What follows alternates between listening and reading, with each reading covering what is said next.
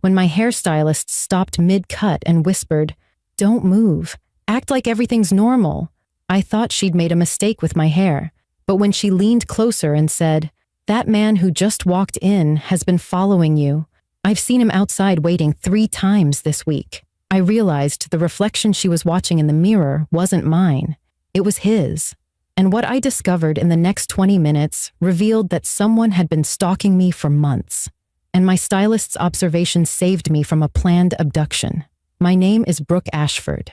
I'm 32 years old, and I'm a real estate agent in Nashville, Tennessee. The woman who saved my life was Nina Castillo, a hairstylist I'd been seeing for about 6 months at a salon in the Gulch neighborhood. We weren't close friends, just the friendly relationship you develop with someone who does your hair regularly. But Nina noticed something I'd completely missed, and her quick thinking and courage prevented what police later told me would have been my kidnapping or worse. Before we get into this story, hit that subscribe button and drop a comment telling me where you're watching from. I love hearing from you all. I work as a real estate agent here in Nashville. It's a competitive market, and I've been doing this for about 7 years now after leaving a corporate marketing job that was slowly crushing my soul. Real estate is demanding work with crazy hours. I'm constantly showing houses, meeting new clients, managing listings, doing evening showings and weekend open houses. But I love the independence and the feeling of helping people find their homes. There's something really satisfying about handing someone keys to a place that's going to be filled with their memories. I live alone in a 2-bedroom condo in East Nashville that I bought 3 years ago. I was so proud when I closed on that place. Owning property in Nashville where prices just keep climbing felt like a real achievement. My younger sister Maya lives down in Memphis with her husband. She's a teacher, and we're really close even though we don't see each other as much as we'd like. We talk on the phone several times a week and try to visit at least once a month. Our parents retired to a small town in eastern Tennessee near the Smoky Mountains. It's beautiful out there, and I try to visit them every few months, usually bringing Maya along so we can make it a sister's weekend. I've been single for about 8 months now. I was in a 2-year relationship that ended because we wanted different things from life. I've been on some dates since then, but haven't really met anyone I'm excited about. Most of my social life revolves around work colleagues and a small group of friends from my old marketing days. I go to the gym 3 times a week when I can fit it in. I love trying new restaurants around Nashville, and I have season tickets to our local soccer team with my best friend Jordan. It's a good life, busy, but good. About 6 months ago, I started going to this salon called Style House in the Gulch. My previous stylist had moved to Atlanta, and a colleague at work recommended Nina Castillo. She said Nina was amazing with color and cuts, so I decided to give her a try. I've been seeing Nina every 6 weeks since then for highlights and trims. We developed that comfortable relationship you get with a good stylist, where you can chat easily about life or just sit in comfortable silence. Nina's in her late 30s, runs her own chair at the salon, and she always seems to really pay attention to details. She remembers things I mention about my life and asks follow-up questions the next time I see her. The day that changed everything was a Thursday in early October. I had a 4 p.m. appointment with Nina, and I'd squeezed it in between showing a property at 2 p.m. and meeting a client for dinner at 6:30 to discuss an offer they wanted to make on a house. It had been one of those crazy busy weeks with multiple showings, 2 closings, and some really difficult clients who couldn't make up their minds about anything. I was actually looking forward to that hour in Nina's chair as a break from the chaos. You know that feeling when someone else is taking care of you for once? That's what getting my hair done felt like. Just an hour where I could sit still and let someone else be in control. I had no idea that appointment was about to save my life. I had no idea someone had been watching me, learning my schedule, planning something terrible. And I definitely had no idea that my hairstylist was about to become the person who noticed what I'd been too busy and distracted to see. I arrived at Style House Salon right on time at 4 p.m., parking in the small lot behind the building like I always did. The salon was pretty busy with the late afternoon crowd. Several stylists were working with clients. There was pleasant background music playing, and that familiar sound of conversations and blow dryers created the typical relaxing salon atmosphere. Nina greeted me with a warm smile and a hug, and we walked back to her station near the back of the salon. Her chair was positioned so that when I sat down, I faced a large mirror that also reflected most of the salon behind me, including the entrance and the waiting area. We talked about what I wanted done today and decided on a partial highlight refresh and a trim to clean up my ends. Nina mixed up the color and started sectioning my hair, applying foils with those quick, practiced movements that come from years of experience. We fell into our usual easy conversation. I told her about my crazy week, this client who kept changing her mind about what kind of house she wanted, and my plans to maybe drive out to see my parents that weekend if I could get all my showings done. About 20 minutes into my appointment, while Nina was working on the foils in my hair, a man walked into the salon. I saw him in the mirror, just a quick glance the way you notice anyone entering a space you're in. He was a white guy, probably mid-30s, wearing jeans and a dark jacket, average height and build. Nothing about him stood out as particularly memorable or concerning. He walked up to the reception desk at the front and seemed to ask the receptionist something. Then he moved over to the waiting area and sat down in one of the chairs.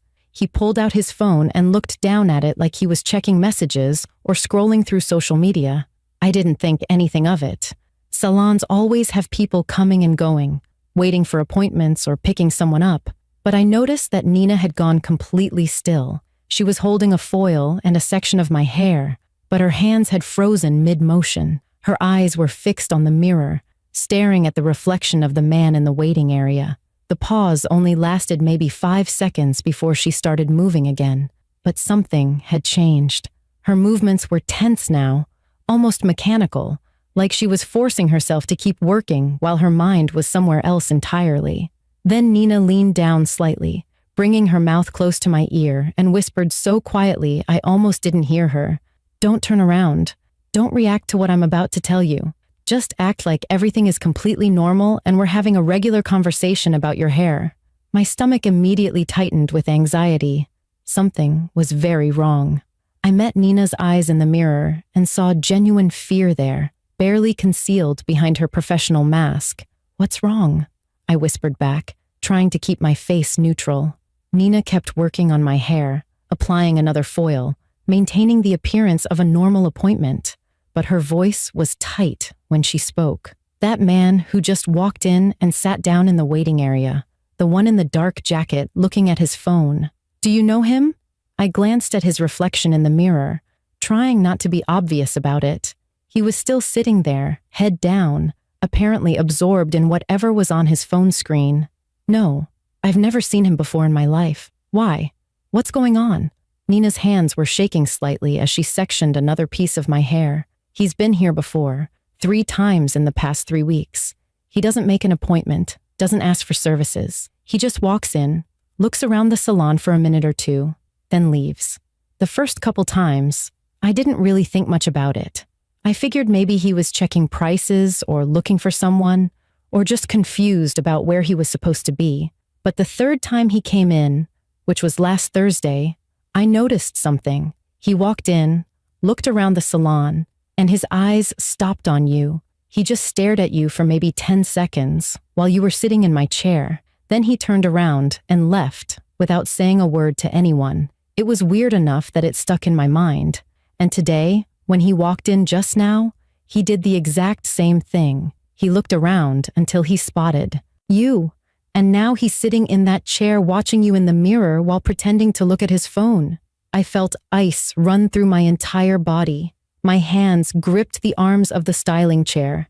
I looked at the man's reflection again, and now that Nina had pointed it out, I could see what she meant.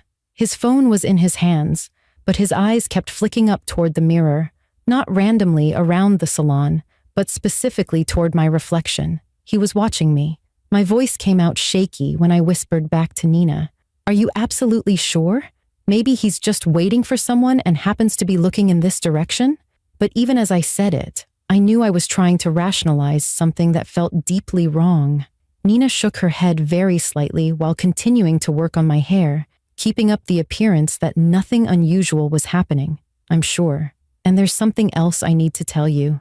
Last week after your appointment, I was taking my break outside in the back alley where we all park our cars. I saw him again. He was standing next to a dark blue sedan, and he was watching you walk to your car. He didn't approach you or call out or anything like that.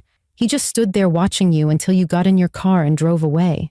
Then he got in his car right after you left and drove off in the same direction you went. The fear that had been building in my chest exploded into full panic. Someone had been following me, watching me, learning my patterns. Why didn't you tell me this last week when you saw him? Nina's voice was apologetic but firm. Because I wasn't completely sure what I was seeing. I thought maybe I was being paranoid or reading too much into coincidences. But him being here again today, sitting there watching you again, I know something is seriously wrong. We need to do something right now, but we can't let him know that we've noticed him or that we're on to what he's doing. I forced myself to take slow breaths, trying to stay calm and keep my expression neutral. In the mirror, I studied the man more carefully.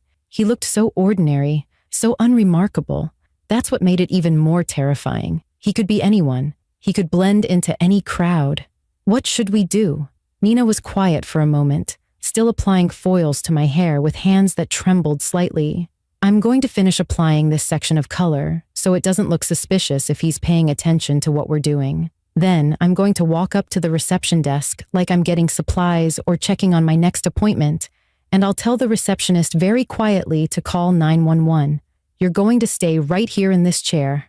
Don't get up, don't try to leave, and definitely don't go anywhere alone. I know the salon has a back exit that leads to the parking lot, but I don't want you using it because we don't know if he has someone else positioned out there. We're going to wait right here for the police to arrive. I nodded slightly, my heart pounding so hard I could feel it in my throat. Nina applied 2 more foils, taking her time, making everything look completely routine. But before she could move toward the reception desk, the man stood up. My breath caught in my chest. I watched his reflection in the mirror as he walked toward the salon exit. Relief started to flood through me. He was leaving. Maybe Nina had been wrong. Maybe this was all just a weird coincidence. But then he stopped. Right at the door, he stopped and turned around. He looked directly at the mirror, directly at my reflection. Our eyes met in the glass, and he smiled. It wasn't a friendly smile or an embarrassed smile like someone who'd been caught staring. It was cold and deliberate and knowing. Then he pulled out his phone, held it up, and I watched in the mirror as he took a photograph of me, sitting in the salon chair with foils in my hair. He took a picture like he was documenting me, like I was part of some collection he was building. Then he turned and walked out of the salon, the door closing behind him with a soft chime. The entire salon seemed to freeze. Nina dropped the foil she'd been holding and immediately rushed to the reception desk. I could see her talking urgently to the receptionist, her hands moving in quick gestures. The receptionist's eyes went wide, and she immediately grabbed the phone and started dialing. Other clients and stylists had noticed that something was wrong now. Conversations stopped. People were looking at Nina, at me, at the door where the man had just exited. Nina came back to my chair, her face pale but determined. She's calling the police right now. They'll be here as fast as they can. I got his license plate number. I've been writing it down every single time I've seen his car here. I was shaking uncontrollably now, the reality of what was happening crashing over me in waves. Nina, I need to tell you something. For the past 3 weeks, maybe longer, I've had this feeling like someone was watching me. Not all the time, but sometimes when I'd be leaving a house, showing or unlocking my car, or walking into a restaurant. Just this uncomfortable, prickly feeling on the back of my neck. I kept telling myself I was being paranoid, that I was just stressed from work and spending too much time alone in empty houses. But what if I wasn't imagining it? What if he's been following me this whole time and some part of me knew it? Nina pulled a stool over and sat down next to me, putting her hand on my arm. Trust those instincts. They're your brain picking up on things your conscious mind hasn't fully processed yet. Has anything else unusual happened in the past few weeks? Any weird phone calls, strange messages, people showing up at properties who seemed off? I thought hard, my mind racing back through the past month. Then something clicked. Yes. About 2 weeks ago, I had a showing scheduled at a house in Brentwood. It was supposed to be a private showing with a potential buyer who'd contacted our agency through the website. I drove all the way out there, unlocked the house, waited for 30 minutes, but they never showed up. When I tried calling the number they'd provided, it was disconnected. At the time, I just thought it was a flaky client or maybe someone who'd changed their mind. But what if it was him? What if he was trying to get me alone in an empty house? Nina's face went even paler. That's exactly what he was doing. Testing to see if he could get you isolated. The receptionist came over, her expression serious. Police are on their way. They said to stay inside, keep the doors locked, and don't let anyone leave until they arrive. Nina immediately stood up and walked to the front door of the salon. She locked it, flipped the sign to "Closed for emergency," and pulled down the shade over the glass door. The other stylists and clients were watching now, several people asking what was happening. Nina addressed the whole salon, her voice steady despite the fear I could see in her eyes. "Everyone, we have a safety situation. There was a man in here who has been acting suspiciously and potentially following one of our clients. We've called the police and they're on their way. No one leaves until they get here. If anyone recognized that man or has seen him before, please tell me right now." One of the other stylists, a young woman with purple hair named Jade, raised her hand hesitantly. Was he wearing a dark jacket and jeans? Brown hair? Average height? Kind of forgettable looking? Nina nodded quickly. "Yes, exactly. Have you seen him before?" Jade looked sick. "He came in about 2 weeks ago when I was working the front desk during lunch.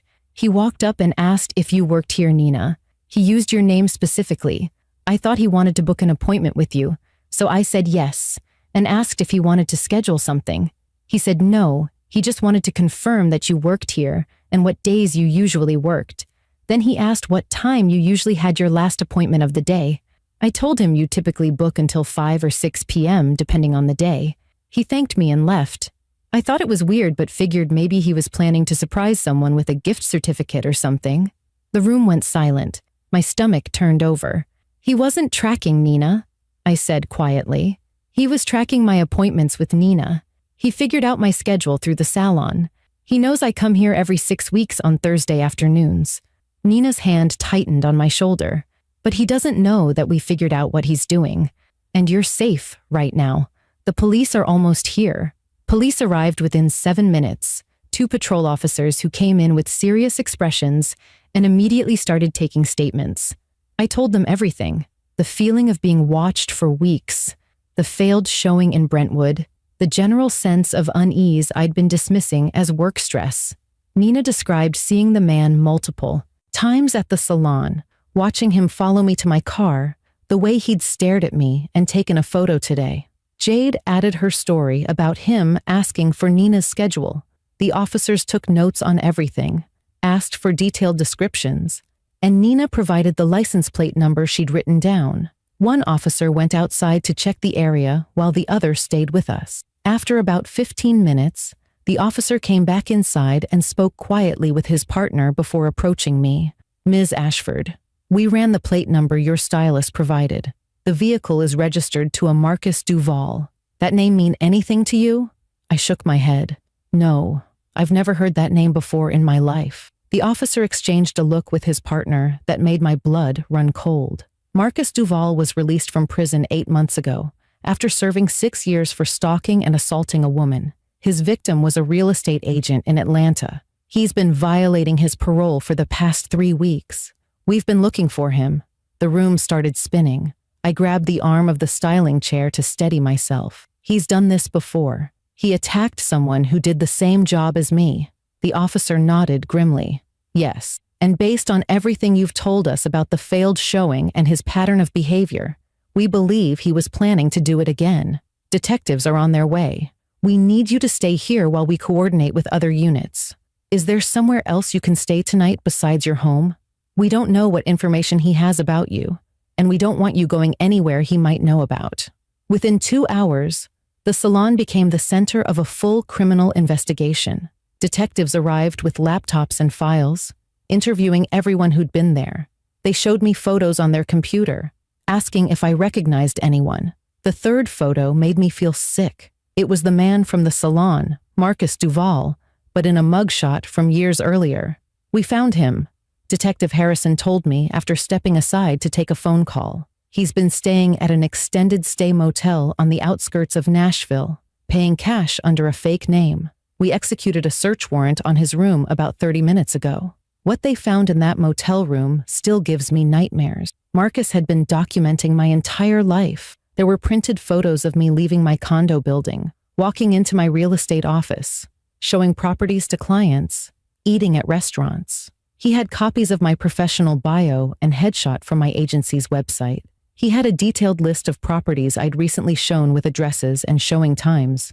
He had pages of handwritten notes about my routine, including Thursday 4 p.m. hair appointment, Style House Salon, stylist Nina Castillo.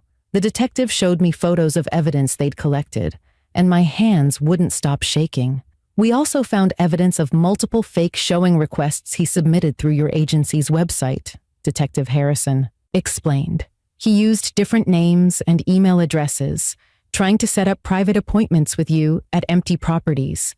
Your agency's screening process caught most of them because the contact information was suspicious, but one got through.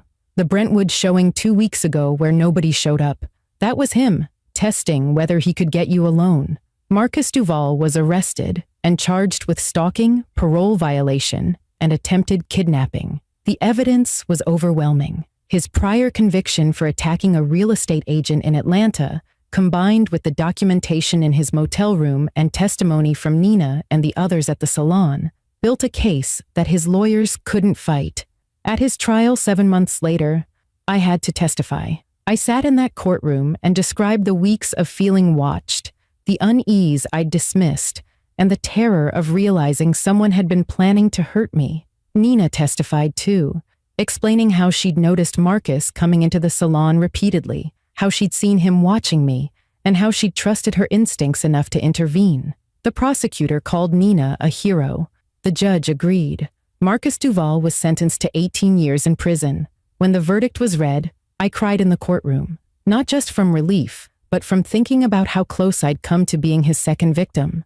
If Nina hadn't been paying attention, if she hadn't remembered seeing him before, if she'd talked herself out of saying something because she worried about seeming paranoid, I would have walked into one of his traps.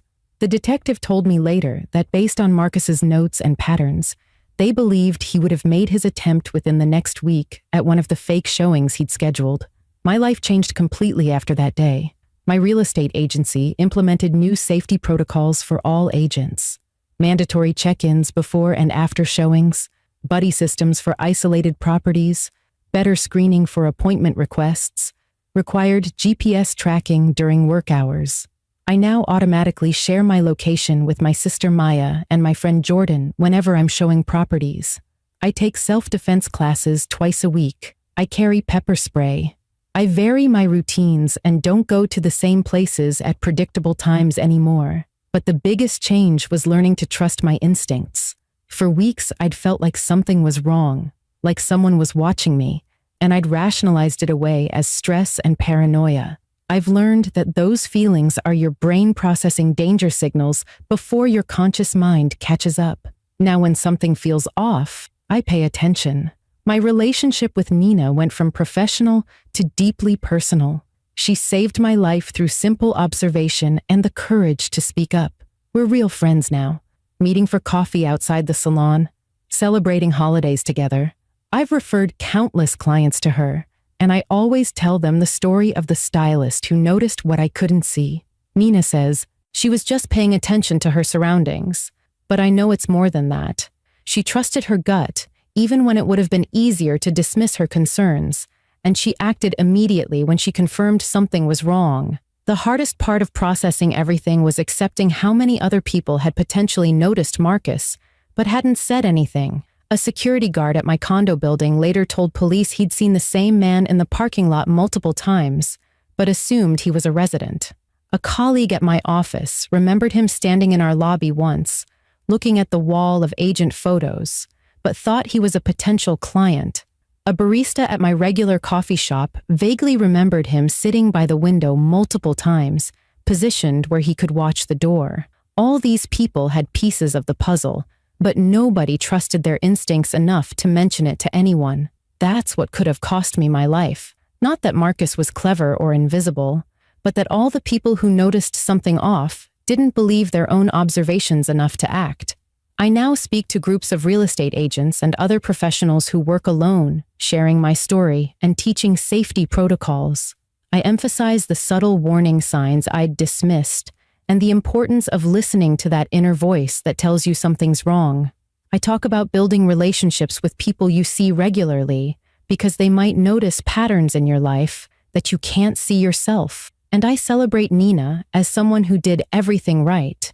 She observed, she remembered, she trusted her instincts, and she acted. Those simple things saved my life. Here's what I need everyone watching this to understand. The people around you in your daily life, the ones you interact with regularly, but might not consider close friends, they might see things about your safety that you're too close to notice. Your stylist, your barista, your mail carrier, the security guard at your building, they observe patterns and notice when something doesn't fit. Listen when they express concern. Take them seriously when they tell you something seems wrong. Nina wasn't family or a close friend. She was someone I saw for an hour every 6 weeks, but she paid attention, and that attention saved me from being abducted or killed. If you work alone, meet strangers as part of your job, or have predictable routines that are publicly visible, take extra precautions. Vary your schedule when possible. Screen clients carefully. Tell people where you're going and when you'll be back. Share your location with trusted contacts. Build real relationships with the people in your regular routine because they might be the ones who notice danger before you do. And most importantly, trust your instincts. If something feels wrong, it probably is. Don't talk yourself out of that feeling. Don't worry about seeming paranoid or dramatic. Your safety is worth more than social comfort. If this story made you think about awareness and safety differently, hit that subscribe button right now and leave a comment with your thoughts. We need more people like Nina in the world, people who pay attention and have the courage to speak up even when they might be wrong. Thank you for watching, and please look out for each other. The person who saves your life might be someone you barely know who simply chose to notice and act.